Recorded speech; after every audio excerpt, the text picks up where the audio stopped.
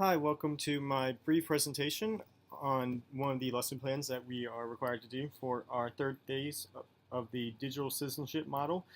Um, Digital citizenship module within the teachers and technology modules.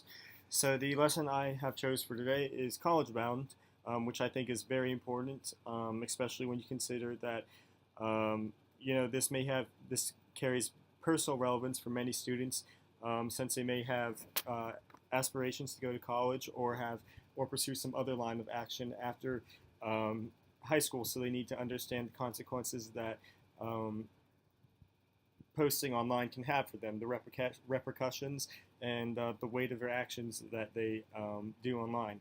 I felt this was very relevant because when I was in high school, I remember guidance counselors and my parents would tell me to be careful what you post online, because once it's up there forever for anybody to see, and that college admissions officers can use that in order to determine whether they want to admit you to their university or not. So how can information you post on the internet affect your future opportunities is the essential question, tying back to everything I've just previously said. So the lesson overview is that students learn that everything they or anyone else posts about them online becomes part of a public online presence known as a digital footprint. Like I said, once everything's up there, it's up there for good. Whether you delete it or not doesn't matter. It's up there for good for anybody to see.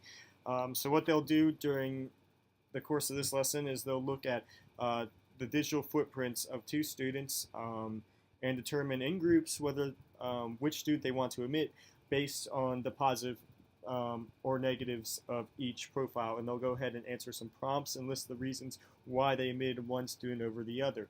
Um, so they discuss what kind of information they want on their digital profiles, and strategies for shaping a positive online presence. Because students could look at this and say, well, why don't I just not have a Facebook or not have a Twitter? But instead, you could show them how to actually use those and cultivate those in order to present a positive image of yourself that will attract employers and college admissions officers. So with this in mind, learning objectives, students will be able to learn that they have a public presence online called a digital footprint. This is very important because they need to learn that um, the real world and online world are just basically essentially two sides of the same coin. There are some differences between the two, but that they need to learn that everything they put online becomes part of their digital footprint, regardless of whether they delete it or not. It's up there permanently for anybody to see, so they need to think about the repercussions that doing such a thing may have. They need to recognize that any information they post online can help or hurt their image and future opportunities, including their chances for college admission or employment.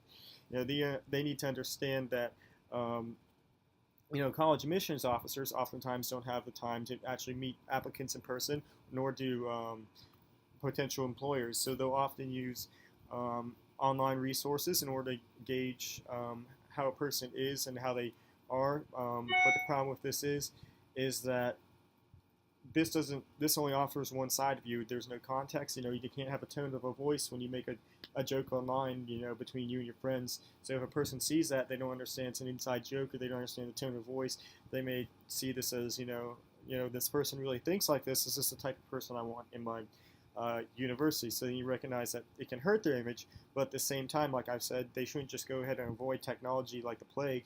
They can use it to actually cultivate their image and show college admissions officers how they are as a person and offer them a glimpse into their life and how they'll actually be beneficial to the university, and how they're a well-structured human being. So going off this, consider how to present an authentic and positive image of themselves online. They need to understand that you wouldn't, if there's something that you wouldn't want to say in public, you shouldn't post it online, because that may create a facade and may create a negative perception of you that doesn't accurately represent you. Like I said, you could post a joke online that maybe you and your friends understand, but nobody else understands, and lacking any context, they may interpret this the wrong way. College admissions officers may interpret this the wrong way, and see end up coming away with a different image of yourself. Likewise, you wouldn't tell a college admissions officer, he won't believe, how drunk I got, or, you won't believe how much I hate this teacher. And that those things may happen, but you wouldn't ever tell them to a person online, and they may not be reflective of how you truly are as a person. And if you post it online, you know, there's only bits and pieces of college admissions officers can see, so they can judge from these and say, from these bits and pieces, oh my gosh, they got drunk at this party last weekend, or they hate this teacher. This is the person we want in university. So we need to show them not only to avoid the negatives, but how you utilize the positives, like, to truly, show your passions and what you care about. I love Spanish, I love physics and math, that type of deal, and use it to, show where your passions are and how you can be beneficial to, society, and how you can be a productive, proactive member of society. So, as part of the preview, the hook is that they go ahead and they watch a story called Abba Story online right here that discusses how to take pride in your digital footprint. Like I said, present your passions and present a positive image of yourself. Abba, in this case, he loves making music. He doesn't post anything negative online that he wouldn't want other people to see. He posts his community work, his passions, what he cares about. He's a community organizer, and this gives a positive image off about himself. Especially when he says, oh, I got accepted in San Francisco State University. I think that my Facebook had a really good, role in doing this. And then they go ahead and they view the missions packet student handout, like I said, where they go ahead and look at each one, and they determine what's good and what's bad. Who would they prefer to let in, based off, their digital profiles, their digital footprints. So looking at this, they go ahead and have an assessment at the end, where they look at an example profile and they identify 3 negative things about the profile that would not want to be on the profile, and also answer a couple of questions about, to gauge your understanding. So I'll get to those in a bit. First, I'd like to discuss the element of digital citizenship that I believe this covers most. I believe it covers the digital etiquette, because you need to understand that everything you do in the real world should also carry over into the digital world, and that you need to be appropriate and take appropriate action in both worlds. Like I said before, you wouldn't want to tell a college admissions officer, that you go out and party, so-and-so weekend, or that, this is my belief on something, or, how much I hate this teacher. You wouldn't tell them that in person. You want to present the best image of yourself possible, then you shouldn't do that online as well. Like I said, it's 2 sides of the same coin.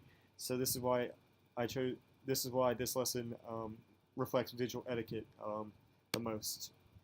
So looking at our resources, like I said with our hook, prior to getting to the hook, they define digital footprint, what it is, how it affects you, that type of thing.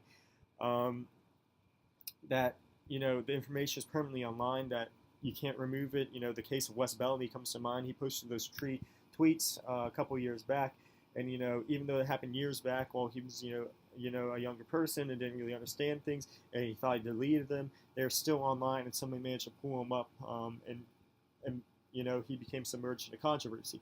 So they see this hook Abba student story about how actually to, avoid those situations and actually utilize social media to your advantage to create a positive digital footprint. So after looking at this hook, they go ahead and they ask some questions of, messages that stood out to students, examples that Abba did to create a positive digital footprint for himself, and, do you think you should judge somebody based on solely what you find about them online? And, going back to, you shouldn't judge them because you don't have the full context, but at the same time, like I said, you're not oftentimes able to meet a person, for an interview or something like that. So, if you want to see outside the resume, this is your best chance of doing it. So, you should be very careful about what you post online, because this is what the most things people will see about you, even though it doesn't give a complete picture of who you are. So next they move on to the college applications, where they review first the terms of admission and candidate, define those terms. And then they break students up into groups of 2 or 3 where they play college admissions officer. So they look at the cases of Marcus and Tommy. Tommy being myself, obviously I would get in because I'm super intelligent, super awesome, and just a Renaissance man all around. but the two candidates have basically the same resumes, applications, grade scores, that type of thing. So now you need to determine who would you let in using digital footprint, because those are two things that distinguish the two candidates. Um, so you also use this to emphasize how this could affect you getting a job 30 years down the road, not only in the short-term college admissions, but in the long term. Getting a job and everything like that. Like I said, the case of Wes Bellamy, the case that he posted tweets like 10 years ago or something like that, came back and had negative repercussions on him. So they go ahead and they choose their candidate, and they look at the questions, and they discuss things like additional information you might want to use in order to get to know about the student. Why did they not choose the student? Why did they choose our student? And then also considering the fact that not only yourself, but what others say about you online can have a negative effect on you. And they answer this question, how did JJ, the friend of Marcus, and Maggie, the friend of Tommy, have a positive or negative effect on each student? So we can emphasize about how, even though Marcus and Tommy didn't post this information, their friends did, and it had negative effects on them. And I'll get back to the sample resources in a bit below. And then it goes ahead. Do you think it's a good way for a real admissions officer to make a final decision? Going back to kind of that question, do you think it's fair to judge somebody solely by their online presence? Do you think teens share too much about themselves online for their digital footprint? And then you get to the closing. How is the digital footprint created? Social media, that type of thing. And why you should be careful about it, why is stuff permanent, and why should you be careful because it's permanent, that type of thing. And how can you use online information to actually cultivate a positive image for yourself instead of a negative image? And that's the second question. And then the third question is, what are the logical ethical implications of sharing information online about others? We've seen this multiple times, multiple cases in the media and in the news. The ethical implications. Maybe you didn't mean to say something, or maybe you meant it as a joke, but it doesn't really hurt you, but it hurts other people as well. Say you made a joke about a certain group of people, and between your friends know you're joking about it, and your friends who may be actually from that certain group of people know you're joking about it. If you post it online, it's a case we've seen too often in the media where this happens, and then it has a negative effect. It hurts that other group of people because they can't see it for what you may intend it to be, or the intention may be very wrongly placed, and they end up misinterpreting it, or your interpretation is actually off, and it hurts other people. So there's many ethical implications of sharing this information online. So the two candidates we look at are Marcus Sanders, who writes a blog for sports, for reviewing sports parks. He's very obsessed with that. He has a Facebook or my book profile in this case, and he has nothing bad posted on it. It's all sports. It's nothing like oh, I went out to this party last weekend, or I hate this teacher or anything like that. Get involved in your community today. It's just stuff about sports. Stuff that an average teenage male would probably be involved with. But you can see he's very passionate about it, but also very obsessed about it. Maybe doesn't focus too much on other things, which is reflected by his friend JJ's statement. You need to get a life and care more about your future. Maybe it shows the college admissions officers that Marcus, even though he's passionate about something, it's great to have passion. Maybe he doesn't have his priorities straight. And here's his blog, his Mumbler page, cheap rip off of Tumblr, I guess copyright issues. The Coach Drake Project, where they go ahead and they show pictures, of famous ball players, Andre Dawson here, caricatures, and compare that, and they use it to honor their coach of baseball who died last year. So it shows that he has passion, he cares about something, but maybe he doesn't have any other interests, or maybe his priorities are in the wrong place at this time in his life. So now with Tommy Williams, this kid is, you see the documents, starts his own nonprofit to serve kids of learning differences. He's engaged in community. He's very active. Kind of has that stellar reputation of being involved in everything. And his Twitter account reflects that too, or I guess it's a Twitter or Twister page. I had the best time at Youth Setters Big Brothers Club last Tuesday. It was great. Mentoring, it's a great way to give back, that type of thing. But then his friend Maggie says, "Wait, I thought you gave up making special different um, last year," and that might reflect, oh, this kid doesn't really have a passion in it, and he doesn't really care about it. He does it more because it's a ladder climbing thing. It looks good in the resume and reputation. So that's another way that what others post about you can have a negative effect online. And students see that in this case when they're judging who would they let in. So you see their Instagram, there's nothing bad, maybe he doesn't, maybe his maturity isn't in the right place, two fender benders in 1 year, maybe he doesn't, take driving seriously, he's not mature enough yet. But at the same time, he doesn't post anything negative, like him drinking or anything online. He has, a picture of his niece online. So they go ahead, they use a feedback form in order to develop, information, appealing candidate, and then what makes him a negative candidate for both. They go ahead and fill out their final choice. The group fills out their final choice of the reasons. So they have, right here, they have all these reasons right here, and then they have their main reasons listed below why they would not let them in. So the last one, on their assessment for their closure, they go ahead and they answer a couple questions. Your digital footprint is all information about you.